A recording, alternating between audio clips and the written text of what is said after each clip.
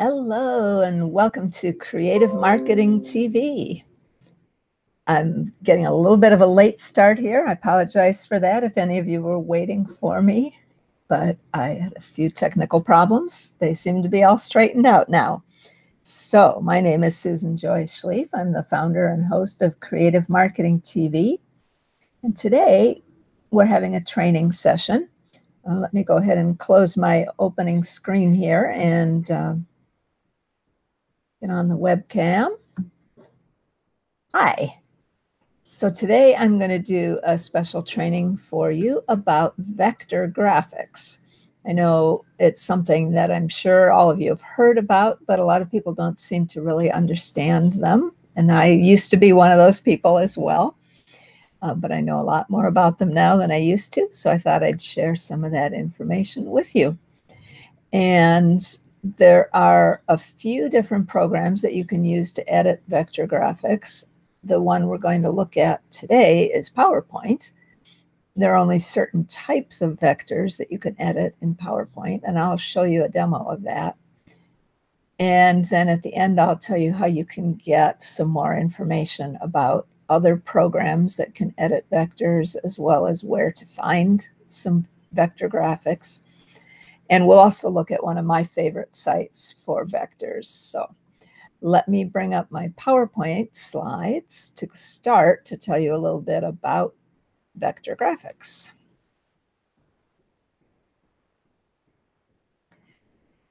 So, oh good, the animation is going to work. This slide background here is from Presenter Media, which you may have heard me talk about before, but I just thought it was a perfect one to go with talking about the difference between vector graphics and raster graphics, because raster graphics are made up of pixels, which is kind of what it looks like in this picture. Anyway, get on the right screen here so I can advance this.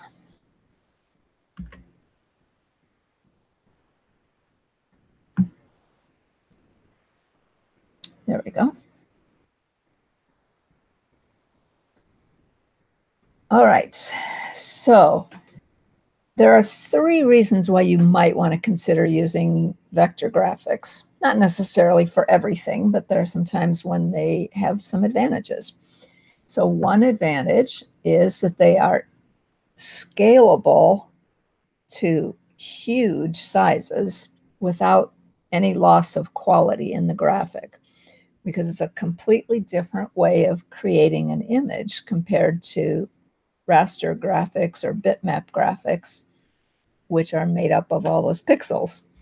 We'll talk more about the difference in a minute. Another advantage of using vector graphics is that they can be edited.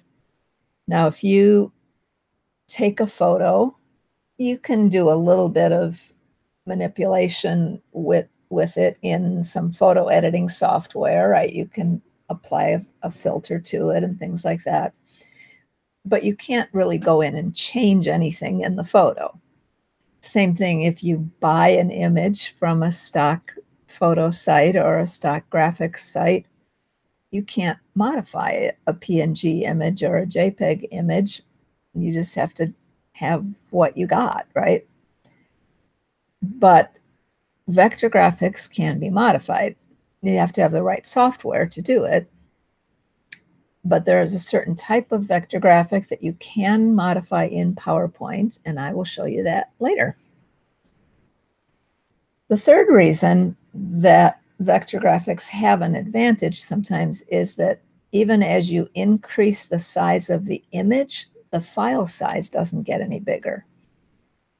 Now, if you've bought, or even if you've downloaded them for free, raster graphics or bitmap graphics, you know that to get a good high quality resolution at a larger size, you need to get a much bigger file, download a bigger file. If you're buying it from a stock site, it's going to cost you much more to get a larger size. And the file size is quite a bit bigger, but that's not true for vector graphics. You can increase the size and the file size doesn't get any bigger. So why does size matter? Well, these days, a lot of our graphics are being looked at on a huge variety of screens, from the tiny little phone screens to a large high-definition monitor, possibly even a large TV screen, if people are using that to look at something. And those can be huge, right? And then some designers are also going to have to design things that can get as big as a billboard or anything in between that might be a more like a mid-sized poster like you'd see on the side of a bus station or something like that. So with regular graphics, well, I say regular, I mean, the kind most people use without thinking about it. They're called either bitmap graphics or raster graphics. Those are not easy to scale to all those different sizes. So let's look at what the difference is that makes vector graphics easier to do that. So the big difference, there are those three differences that I said. I think probably the one that's the most important is the difference when you scale the graphics.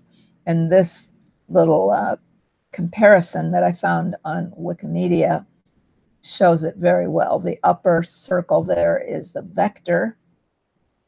It's completely clean and crisp. The edge is nice and smooth. The bottom circle is a bitmap, and you can see how jagged and pixelated it is, and you can't even read the text. And that was enlarged from this little piece of the image here. So it's a lot of magnification, 7 times it says. But the vector graphic can handle that just fine. The bitmap can't.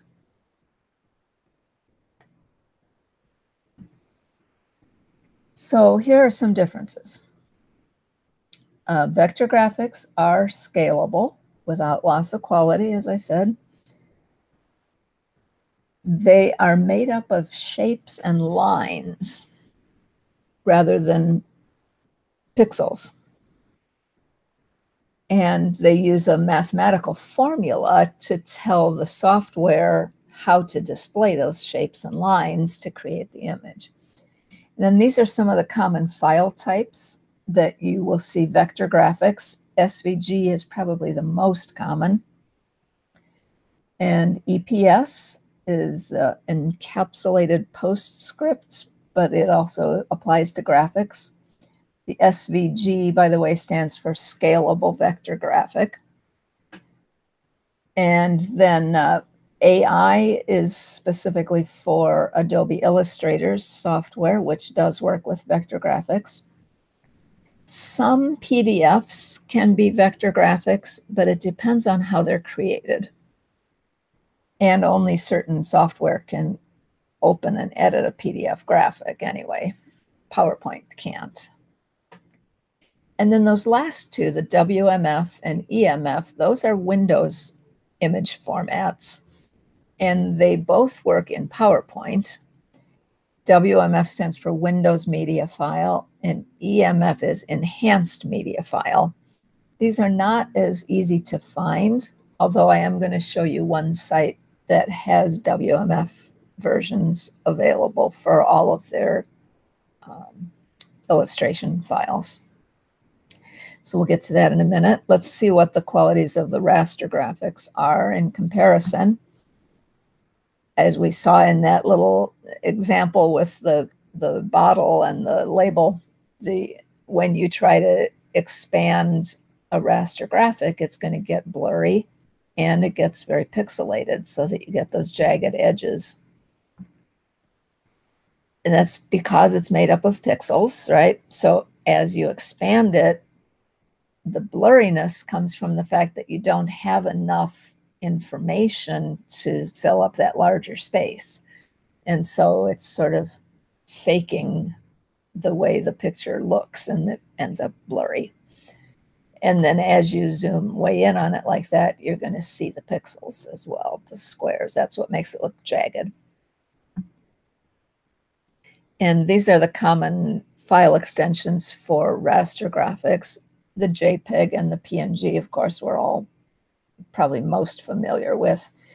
BMP, bitmap, is an older file type. It's not used as much anymore, but you might still see some. Now, GIF we think of as animated, but it's not necessarily always animated. GIF was originally a graphic type. You can create animated GIFs as well, but the GIF file itself is an image file. And then TIFF is another type of image file as well. It's not very common. So I want to show you the difference between the two as you expand it. We saw it from that other comparison from the Wikimedia image, but I think this will show it as well. On the left, we have a PNG image, and on the right, a WMF. You can see a little difference already, even at their default size that they were downloaded. The one on the left is just not quite as crisp. The black lines are not quite as dark as they are on the WMF file. But when we go to the next slide, I've enlarged them. And now you can definitely see the difference more clearly. If you look around the bottom edge on the left one, you can see along the edge of the black line, you can see how kind of jagged it is. And along the top, also on that black outline, you can see the jaggedness. Usually that's where you'll see the biggest effect of the pixelation, is when you're looking at the edge of the image. But even in the middle of it, you can see, like the seeds in the middle of the watermelon, they just don't have nice, crisp edges to them. It looks like they're fuzzy, So now, you could get away with that by downloading a larger size of that image, and then it wouldn't look so fuzzy. But as I said, if you're buying the image, then that means you have to pay more for it because it's a larger size, and the file size will be bigger too. Oops. All right. So I got those animations out of order there, it looks like.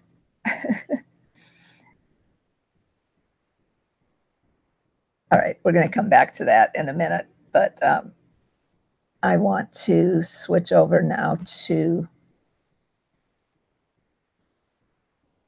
let me switch to the demo that I wanted to show you about how you can edit a WMF file inside of PowerPoint.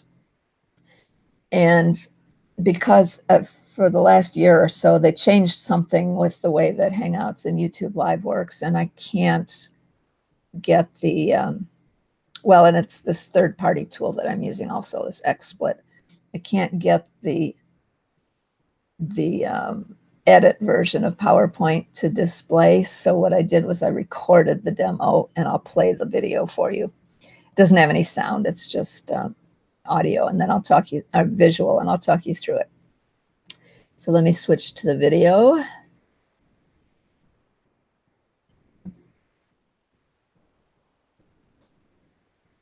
All right.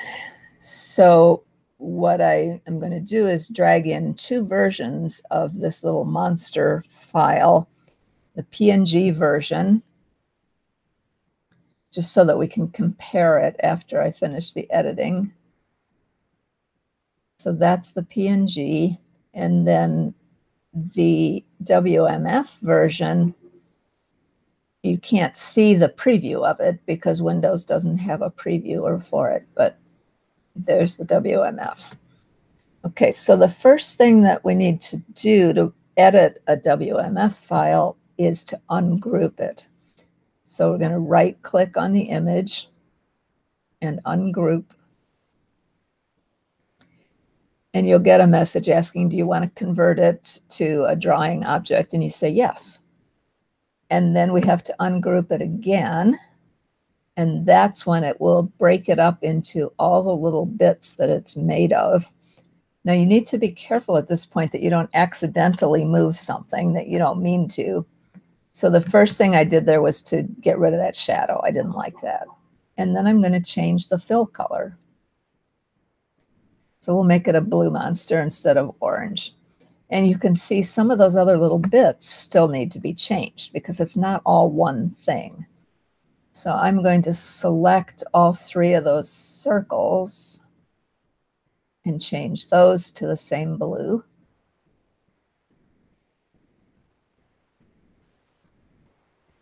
And then those other little sort of moon shapes, zoom in so I can see it better. Those I'm going to make a little bit darker. Those are supposed to be shadows, I think. So I'm selecting all of them and then changing them to a slightly different color. And I actually had one left from something else I did, so I used that. And then we'll change the ones on the other side. Now remember, this isn't something you can do with the PNG version. If we click on that PNG graphic, you can't change anything on it. You could apply a filter over it in PowerPoint or in Canva or some other program, but you can't actually change the pieces of the image. And then I'm going to change the background of his eyeball to that darker turquoise.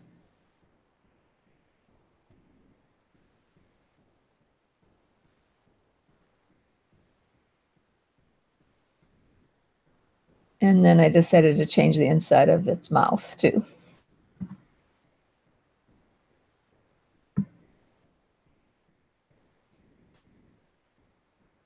Now we could edit even more than this. We could add another tooth if we wanted, or change, maybe add some hands on the side. You really can do pretty much whatever you want with it at this point. Now, just so that I can do the comparison between the two, the first thing I'm going to do is crop off the shadow from this one so that it's the same size as the blue one.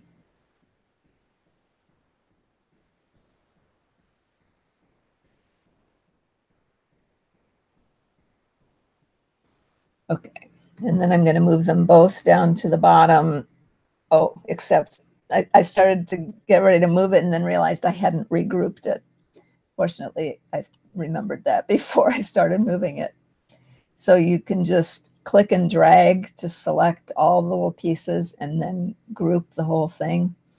You could regroup, but since I took the shadow off, I chose to just group it like a new group instead.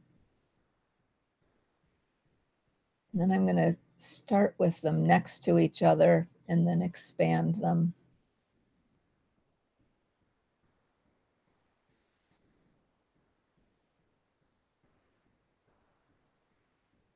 So then I'll just drag from the corner, and it doesn't matter if their shape stays exactly the same. I just want to get them bigger so that you can see the difference in how they scale. So if you went even bigger, you'd see more of a difference, but you can see a difference already. The orange one is just not as crisp. The lines around its mouth are kind of jagged. The outline of the whole thing is jagged, especially on the curves. You can see that. So again, a good visual to see the difference between the two file types.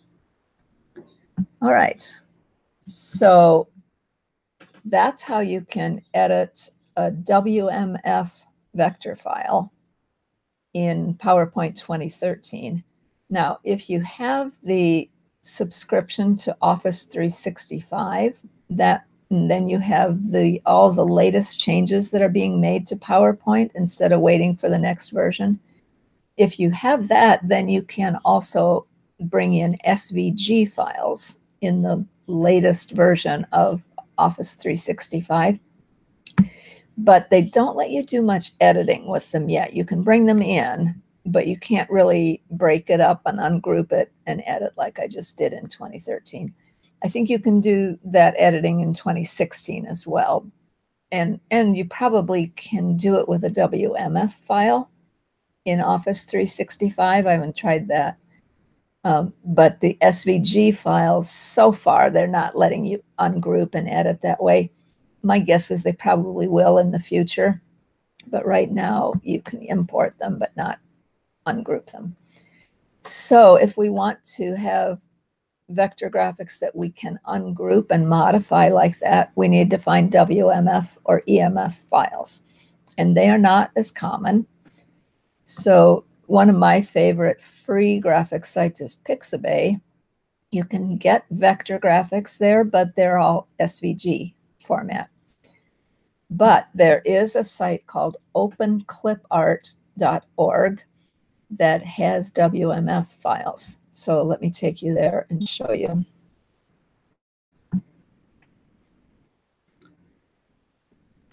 So this is their main page, and they always have a slider at the top with some of their latest graphics.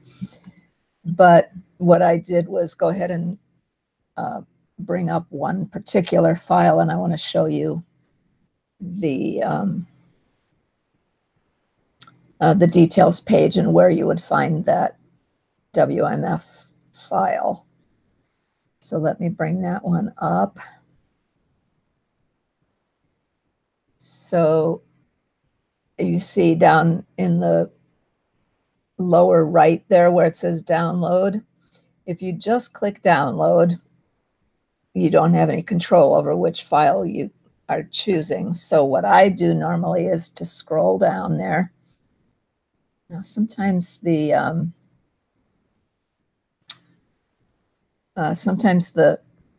XSplit doesn't pick up the scrolling, so let's see if I can get that to work today.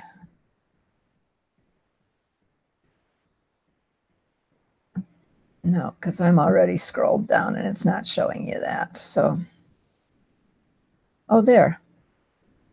No, it's still showing you the top part. So you'll just have to try it for yourself.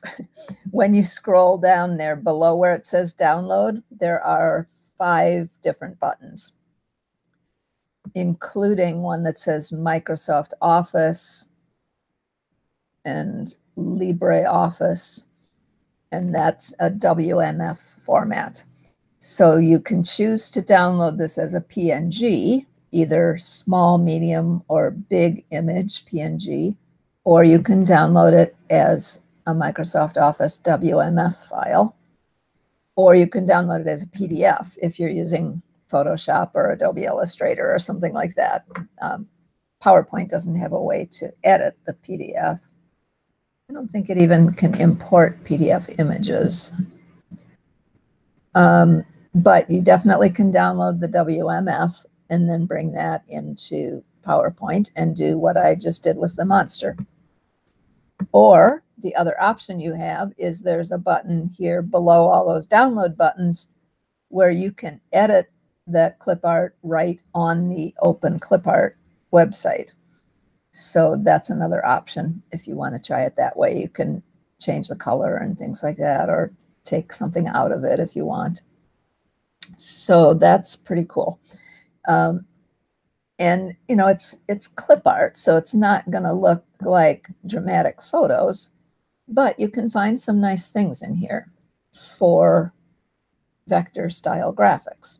So I encourage you to check that out, openclipart.org, as a source for WMF files.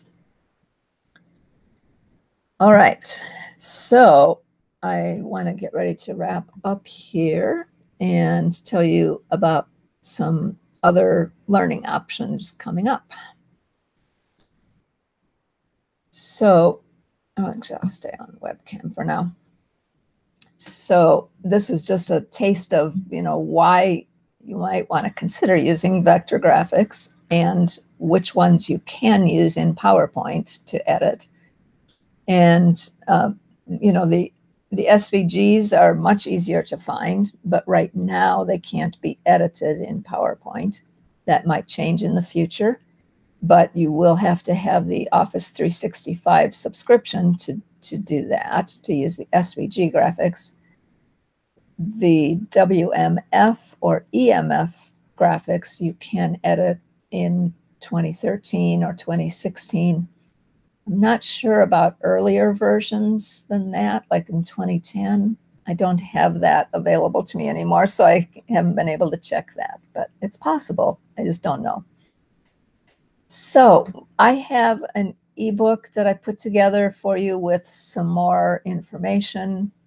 Some of it is repeated of what I went through here, but it shows some more examples. And then I also have lists of the different kinds of software that can edit vector files, and a list of sites where you can get vector images for free. And I didn't quite get that ebook finished for you. I was hoping to be able to share the link in the video here, but what I will do instead is put it in the description under the video this afternoon. Actually, fairly shortly. It is almost finished. I just have to get the download link set up for you. And that's going to be a free ebook, so I encourage you to check that out. I will also, probably later today, I can do this. I wanted to show you a quick demo of using the SVG files in Office 365. So I'll make another video about that. And actually what I'm going to do, I think, is put the link to that video inside the ebook. So when you download the ebook, then you can get links to some other private video demos about vector graphics. So if you have any questions or comments, please leave them and I will be happy to respond. If you are already using vector graphics, I'd love to know that, or if you have a good source for where you find them as well, please leave a comment about that. And I will look forward to seeing your comments. And I will also, as I said, post that ebook link below the video very shortly.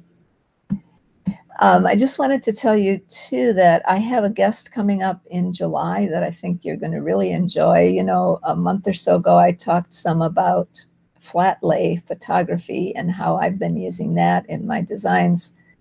And I have a guest who's going to be on the show on July 15th, I think. Let me check here. July 14th. And Jo Petzer is going to be on, and she is a graphic designer who specializes in flat lays. So that will be fun. She's going to tell us a little bit about how she makes them and other things about the work that she does, and she has some freebies for you as well. So you can look forward to that. All right, so this is Susan Joy Schlief signing off for Creative Marketing TV.